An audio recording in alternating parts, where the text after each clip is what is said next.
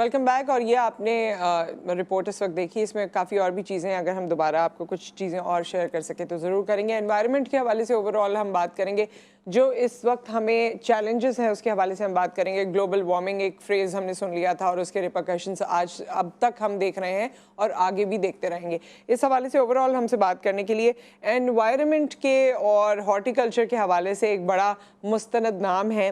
मुस्लिम रज़ा सैयद साहब हमारे साथ मौजूद हैं, एनवायरमेंटलिस्ट हैं, हॉर्टिकल्चरिस्ट हैं। अस्सलाम वालेकुम। कैसे हैं आप? ठीक ठाक हैं? All well, in control as usual. In control as usual. और हमारे साथ मौजूद हैं डॉक्टर साहब। हमें आजकल जो सूरत हाल है पूरे पाकिस्तान में भी उसके हवाले से बताएंगे, एंड स्पेसिफिकली हम पंजाब को आज फोकस करेंगे लेटर ऑन। तो डॉक्टर साहब उसके हवाले से भी हमें बताएंगे। Doctor Rabeel Nawaz, consultant general physician, इस वक्त हमारे साथ मौजूद हैं। अस्सलाम वालेकुम डॉक्टर साहब, कैसे हैं आप? ठीक हैं? मुस्लिम रज़ा साहब, जो इस वक्त हमारी सिचुएशन है, जो रिपोर्ट में भी बताया गया, और जिस तरह हम देखते हैं कि मॉनसून कराची में कैसे ऑड टाइमिंग्स पे, हमारे लिए वो ऑड टाइमिंग्स थे ना, ऑड मंथ्स, ऑड टाइमिंग्स, और फिर जिस तरह से ये माहौलियाती तब्दीली हो रही है, जिसका रिजल्ट फिर कभी सैलाब होता है, कभी जिस तरह स्मोक की बात की जा रही है पंजाब में वो होता है, कभी इस तरह की और चीज़ें होती हैं। तो क्या एनवायरनमेंट को हम सही तरह से स्टडी कर रहे हैं और जांच रहे हैं कि आगे ये कौन कौन से चैलेंजेस हमारे लिए लेकर आएगा? देखो नुसरत, चैलेंजेस तो हमारे बहुत सारे हम उनका सामना करना पड़ रहा है हमें, और हम कर रहे हैं। अब ये चूँकि एक बड़ा ही वास्ट सब्जेक्ट है बेसिकली, और इसमें अब हमें क्या करना है कि मैक्रो लेवल पे तो दुनिया में काम हो रहे हैं ना इस पर, कि इस वक्त थोड़ा सा मैं ये बता दूँ कि जैसे हमारा जो अंटार्कटिका है और हमारा जो है, इसके बाद यहाँ पर ग्लेशियर्स बहुत ज़्यादा हैं, ठीक है ना। उसके बाद फिर हमारा नंबर आता है यहाँ पर हिमालय का जो हमारा सिलसिला है, उसमें जो हमारा नॉर्दर्न एरियाज जो हैं वो सारे बर्फ़ पोश पहाड़ हैं वहाँ पर, और वो ग्लेशियर्स हैं सारे, ठीक है ना। तो वो ग्लेशियर्स जो हैं ग्लोबल वार्मिंग की वजह से पिघल रहे हैं बहुत तेज़ी के साथ, और वो ग्लोबल वार्मिंग में हमारा कोई कंट्रीब्यूशन है लेकिन बहुत कम है, पूरी दुनिया का कंट्रीब्यूशन ज़्यादा है, ठीक है ना उस पर।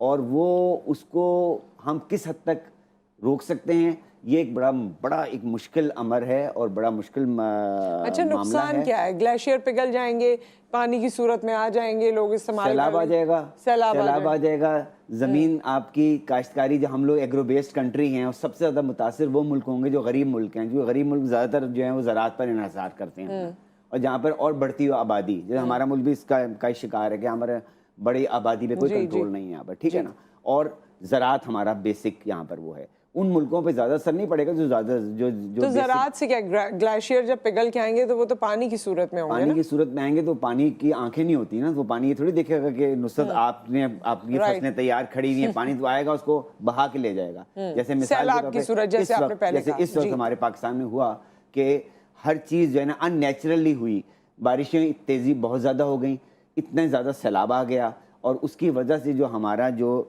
फूड सिक्योरिटी है वो मुतासिर हुई है बहुत शदीद तरीके से। और जैसे अभी तुमने अपने इंट्रो में कहा, तो वो 2030, बल्कि मैंने अभी डॉक्यूमेंट्री देखी, उसमें 2030 में जो है वो हमारा जो ग्लोबल वार्मिंग क्या चीज़ है, मतलब ये कि कार्बन डाइऑक्साइड जो है ना, कार्बन, वो उसकी इमिशन ज़्यादा बढ़ जाती है, तो वो कुर्रा अर्थ को गर्म कर देती है वो, तो वो 2030 में, या अभी तो हम तो कहते हैं हमारा जो कार्बन इमिशन है 1% है, 2030 में ये 300% बढ़ जाएगा, तो हमारा सिर्फ। हाँ, और उससे जो हमारी प्रोडक्शन पे, जो हमारी ज़राअत की प्रोडक्शन है, जो हमारा बेसिकली जो हमारा ब्रेड एंड बटर है, वो हमारी ज़राअत है, वो क्या होगा, ग़िज़ाई सूरत हाल का हमें एक्यूट सामना करना पड़ेगा। जी, 2050 में कहा जा रहा है कि 3/4 जो दुनिया का हिस्सा है वहाँ कहत हो सकता है। मैं इसके भी आदाद शुमार बताता हूँ, मतलब ये तो मैं बहुत प्लेटफॉर्म से बताता भी रहता हूँ कि क्योंकि इसका मुतासिर जो है ना, सबसे ज़्यादा मुतासिर क्या हो रहा है, वो हो रहा है एशिया पैसिफिक, और उसके बाद हो रहा है अफ्रीका। तकरीबन 400 मिलियन लोग फ्रॉम एशिया पैसिफिक से, और तकरीबन 600 मिलियन फ्रॉम अफ्रीका से कैन फेस एक्यूट स्टारवेशन, यानी कहत साली का शिकार हो सकते हैं। अच्छा, अब इसमें करना क्या है ये आपसे मैं जानूंगी, लेकिन उससे पहले डॉक्टर साहब, आजकल मैं 2-3 चीज़ें आपसे पूछना चाहती हूँ। एक तो ये कि ये हमारे जैसे ही माहौल चेंज हो रहा है, क्या इसकी वजह से भी ये नए नए वायरल और नई नई बीमारियां हमें लगती हैं? और पिछले दिनों मेरी एक दोस्त कह रही थी कि कोई हवा चली हुई है कि जिसकी वजह से हम सबकी कमर में दर्द हो रहा है। जी बिल्कुल, देखें जैसे पहले ही बता दिया मुस्लिम साहब ने कि ये जो आबो हवा है जो हमारी वो ख़राब हो रही है, जिसकी वजह से ऑक्सीजन की मिकदार उसमें कम हो जाती है। तो उस वजह से जोड़ों के दर्द वगैरह बढ़ जाते हैं। अमूमन आपने सुना होगा कि जो भी सर्दी का मौसम आता है तो उसमें जो जोड़ों के दर्द होते हैं क्रॉनिक चल रहे होते हैं, लेकिन सर्दी के मौसम में वो बढ़ जाते हैं। और भी मसले मसाइल हैं, चेस्ट के इन्फेक्शंस हो जाते हैं पेशेंट्स को, स्पेशली जैसे ठंड के मौसम में, या स्मोक में अगर हम बात करें तो स्मोक में जो चेस्ट के इन्फेक्शंस हैं वो भी काफ़ी हद तक बढ़ जाते हैं। तो उसके लिए भी हमें जो प्रिकॉशंस वगैरह लेने पड़ेंगे, उनको कम करने की जो है, जाहिर सी बात है कि जो माहौलियात के जो हैं स्पेशलाइज्ड, वो इन चीज़ों पे काम करें, उनको कम करें। हेल्थ का जो है वो यही है कि जो है उसको आप कम करें ताकि जो हेल्थ रिलेटेड इश्यूज जो हो रहे हैं वो सारे जो हैं बेहतर हो सकें। और इस वक्त वहीद गुज्जर हमारे रिपोर्टर लाहौर से हमारे साथ मौजूद हैं और लाहौर की जो एनवायरनमेंट की सूरत हाल है इस वक्त उसके बारे में हमें बताएंगे। अस्सलाम वालेकुम वहीद। जी वालेकुम सलाम। जी वहीद, इस वक्त वैसे तो आपके पीछे ऐसे धुंध सा माहौल लग रहा है, क्या इस वक्त एनवायरनमेंट की और माहौलियाती आलूदगी के हवाले से जो कंसर्न्स हैं आपके, वो प्लीज़ हमसे शेयर कीजिए। जी देखिए, लाहौर जो है इस वक्त शदीद स्मोक की लपेट में है। फ़ज़ाई आलूदगी जो वो काफ़ी ज़्यादा बढ़ चुकी है और इस वक्त भी अगर मैं बताऊं तो लाहौर जो है दुनिया के आलूदा तरीन शहरों में उसका शुमार है और मजमूई तौर पर एयर क्वालिटी इंडेक्स जो है 343 जो रिकॉर्ड किया गया है। आप यहीं से अंदाज़ा लगा सकते हैं कि गुज़श्ता बरस की अगर बात की जाए तो 250 के करीब जो एयर क्वालिटी इंडेक्स जो रिकॉर्ड किया गया था। तो यानी कहा जा सकता है कि बढ़ती गुजरते टाइम के साथ जो है इसकी जो है उस फ़ज़ाई आलूदगी में मज़ीद इजाफा जो है वो देखने को मिल रहा है। इसकी एक बड़ी वजह यह है कि इंतज़ामिया की जानिब से बर वक्त इक़दाम ना करना, क्योंकि फ़ज़ाई आलूदगी। अच्छा, ये भी बताइए वहीद कि इससे शहरियों की सेहत पे किस तरह असरात हो रहे हैं, प्रॉब्लम्स क्या हो रहे हैं अभी सेहत के? क्योंकि पिछली दफ़ा जो है हमने देखा था, हाँ, आँखों पे भी मसला होता है और भी इसके हवाले से चीज़ें होती हैं, तो वो ज़रा उसकी निशानदही कीजिए। जी देखिए, शहरी जो है वो तो खासे परेशान दिखाई देते हैं। यही वजह है कि मौजूद अदालत की जानिब से भी ये जारी किया गया है कि 3 दिन जो है हफ्ते में बच्चों को स्कूल की छुट्टी भी दी गई है। इसी तरह अदालत ने यही देखते हुए कि शहरी की मुश्किलात बढ़ती जा रही हैं और हस्पतालों में भी जो है मरीज़ काफ़ी ज़्यादा वो बढ़ रहे हैं और डीसी लाहौर को ये हिदायत जारी की हैं कि ताजरों के साथ बैठकर मुज़ाकरात करें और ये इंश्योर करें कि रात को मार्केटें जो है रात को 10 बजे करीब जो है बंद कर दी जाए। यही वजह है कि शहरी मुश्किलात का शिकार है, गला काफ़ी ज़्यादा है, आंखों में जलन। जी वहीद, मुझे ये भी बताइए कि हुकूमत बिल्कुल ये लोगों को तो कह रही है कि कारोबार बंद कर लें या स्कूल में इतने दिन की छुट्टी कर लें। हमारे यहाँ बड़े इदारे भी हैं, एनवायरनमेंट का इदारा मौजूद है, हमारे पास हर सूबे में PDMA मौजूद है, ज़ाहिर है प्रोवेंशियल डिज़ास्टर मैनेजमेंट है, उसमें एनवायरनमेंट भी आ जाता है, नेशनल डिज़ास्टर मैनेजमेंट की अथॉरिटी भी है। तो क्या किसी अथॉरिटी ने, किसी इदारे ने बीच में इंटरवीन किया है कि हाँ जी इसके लिए ये करना ज़रूरी है, तो आइए सर जोड़ के बैठते हैं और ये काम करते हैं? देखिए, सबसे बड़ा मसला ही ये है कि हमारे जो अदारे हैं वो काम ठीक से करते नहीं हैं। अगर वो काम करने का कुछ सोच भी लें तो उस वक्त करते हैं जब काम काफ़ी हद तक ख़राब हो चुका होता है। अदारों के पास सिर्फ 2 ही हल रह जाते हैं, या तो वो कहते हैं जी दुआ करें बारिश हो जाए, या फिर वो ये कह देते हैं जी गैर ज़रूरी तौर पर लोग जो घरों से ना निकलें, या फिर वो उनकी जानिब से ये कह दिया जाता है कि पाबंदियाँ लगा दी जाएँ। अदारे खुद से अगर कुछ करते हैं तो यहाँ पर इस फ़ज़ाई आलूदगी को काफ़ी हद तक कम किया जा सकता था। गुज़श्ता दिनों पे हमने एक रिपोर्ट दी थी कि LWMC, इसी तरह PHA के जो अदारा है, ये क्या करते हैं, कूड़ा को इकट्ठा करते हैं, कूड़ा करकट को इकट्ठा करने के बाद उठाने की बजाय उसको आग लगा देते हैं। तो सरकारी महकमे जो है खुद जो है इस वाले से कोई इक़दाम नहीं कर रहे। सही। वहीद, आप हमारे साथ हैं तो मैं 2-3 सवालात अपने मेहमानों से भी पूछूं, वापस आपकी तरफ आते हैं। एक तो ये डॉक्टर साहब कि जो इन्होंने कहा कि आई इन्फेक्शंस होते हैं और गले में इरिटेशन होती है, तो प्लीज़ उन तमाम लोगों को बताइए जो इस दौर से गुजर रहे हैं।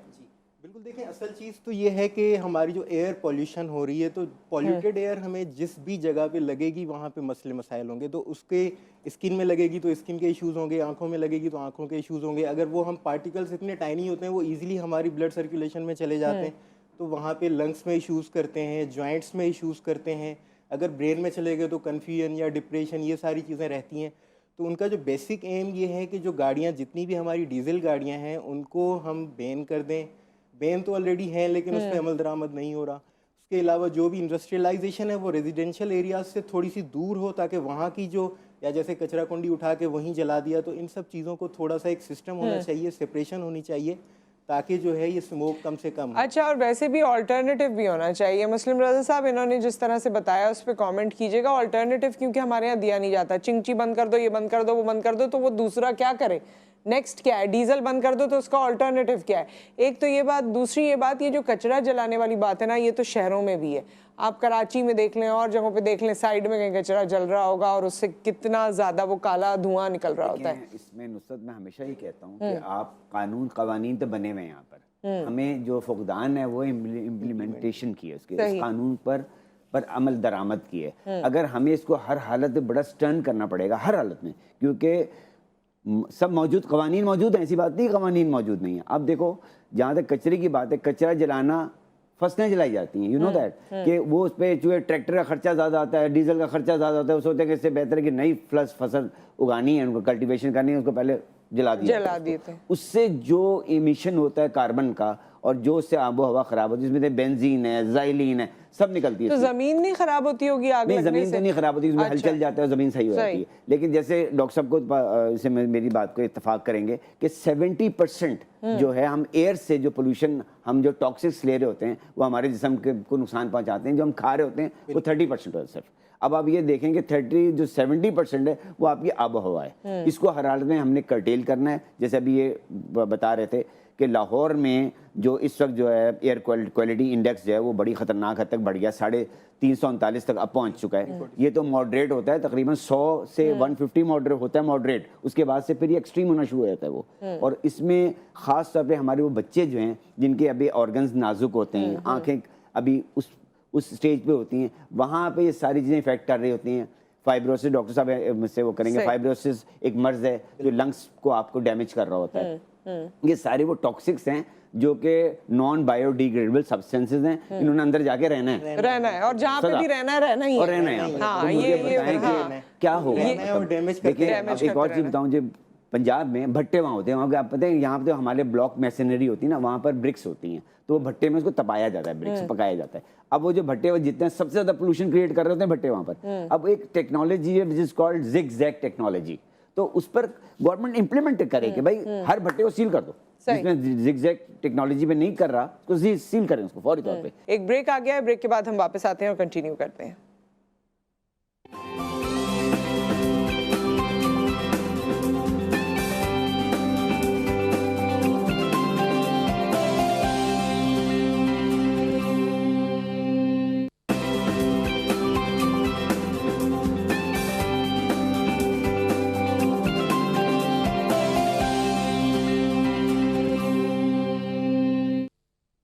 Welcome back. हम ओवरऑल एनवायरनमेंट की बात करें और एनवायरनमेंट इतना ह्यूज सब्जेक्ट है कि वो कुछ मिनट्स में मुकम्मल नहीं किया जा सकता, लेकिन उसमें से चीदा नुकात हम आपके सामने रखने की कोशिश करें। मेहमान हमारे साथ मौजूद हैं।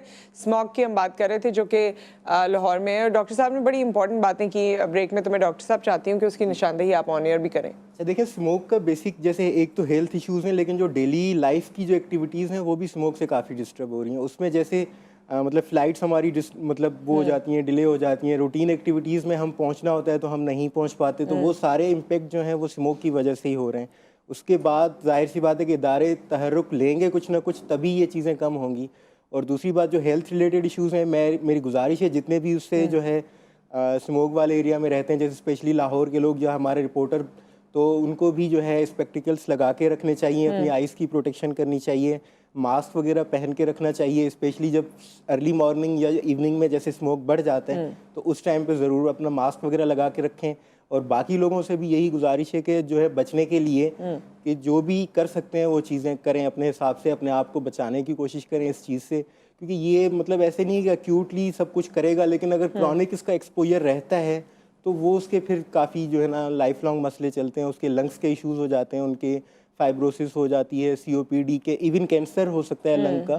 तो जाहिर सी बात है कि हमें प्रिकॉशंस वगैरह उसकी लेनी पड़ेंगी। तो ये चीज़ें जो डॉक्टर साहब बता रहे हैं, और वैसे भी मास्क तो हमारे यहाँ इंट्रोड्यूस हो चुका है, तो बड़ी कम तादाद है उन लोगों की जो हर वक्त मास्क लगा के रखते हैं, लेकिन तो ये मास्क है से लोग कि बेजार भी हो मास्क, गए हाँ ना। बेजार हो गए, लेकिन ये है कि जहाँ ज़रूरत है वहाँ आपको यूज़ करना है। सो आप मुस्लिम रज़ा साहब हमें कुछ बता रहे थे ग्रीन फोर्स के हवाले से, which is very very important obviously. जहाँ ये इमिशंस हो रही हैं, डार्क इमिशंस हो रही हैं और ये कार्बन डाइऑक्साइड और इस तरह की चीज़ें, वहाँ हमें ग्रीनरी को परवान चढ़ाने की ज़रूरत है, उसके सामने एक फोर्स लाने की ज़रूरत है। तो what is this green force? That is मैं बताऊं कि देखें नुसरत, हमें ग्रास रूट लेवल से अवेयरनेस देनी है। और ये मैं बता दूं, आज हमारी जो कौम है ना, वो हमारे मशरूम ग्रोथ की हमें एक मिसाल मिलती है कि हमने शुरू में ये तरबियत नहीं दी है। देखें जितने तरक्की याफ्ता मुल्क हैं वहाँ पे बच्चों को छोटे लेवल से सिखाते हैं, जाके वो तमाम चीज़ें उनके दिमागों में, जहनों में बैठ जाएं और वो सस्टेनेबल हो जाएं। वो सारी चीज़ें खुद पौधे लगाना सिखा रहे होते इसमें हैं। मैं ग्रीन फोर्स ये है, हैप्पी होम स्कूल है जहाँ पर उन्होंने first time, I must give them credit, Ghazala Nizami हैं, डॉक्टर मलिहा हैं, जिन्होंने सोचा इस बारे में और सोच के उन्होंने कहा कि नहीं, हम अपने बच्चों को एक क्लब यहाँ पे फॉर्म करेंगे स्कूल में। और ये मेरा पैगाम भी है कि जितने स्कूल इस वक्त इस प्रोग्राम को देख रहे हैं उनको देखें, अगर हम ये नहीं करेंगे ना तो होगा क्या कि ये बच्चे कुछ ही अरसे में बीमार बन जाएंगे हमारे मुल्क के। और जब वो बीमारों के पास कोई बेसिक नॉलेज ही नहीं होगी और उनको देखें, तो ये क्लब करता क्या है? ये क्लब ये है कि ये अवेयरनेस क्रिएट करता है। यहाँ जो बच्चे को हम बेसिक एनवायरनमेंट के मुतालिक बताते हैं, एनवायरनमेंट क्लब के नाम से इसको हमने इंट्रोड्यूस किया है। और ये तमाम ये छोटे जितने प्रॉब्लम्स हम फेस कर रहे हैं, इनकी अवेयरनेस हम बच्चों के लेवल पे देते हैं। देखिए बहुत से स्कूल हैं जो गवर्नमेंट स्कूल हैं जहाँ के उनके जो पेरेंट्स हैं वो बेचारे एजुकेटेड नहीं होते, तो ये बच्चे भी उनके लिए एक ऐसा इंस्ट्रूमेंट बन जाते हैं जहाँ पे अपने पेरेंट्स को अवेयरनेस देते हैं। ख़ास तौर पर देखें एनवायरनमेंट में मैं हमेशा कहता हूँ कि जो ख़वातीन हैं उनकी एजुकेशन बहुत ज़रूरी है, बहुत ज़रूरी है, कि अगर वो एजुकेशन नहीं होगी तो उनको हमें बहुत से ऐसे मसाइल हैं जो कि उनसे वो नावाकिफ़ हैं। और वो एजुकेशन को कहाँ से मिलेगा? उनके बच्चे कोई एक मसला है जिसका ताल्लुक डायरेक्ट ख़वातीन से एनवायरनमेंट को लेकर आप समझते हैं? देखें वो जो हमारी बिल्कुल एबनॉर्मल ग्रोथ ऑफ पॉपुलेशन।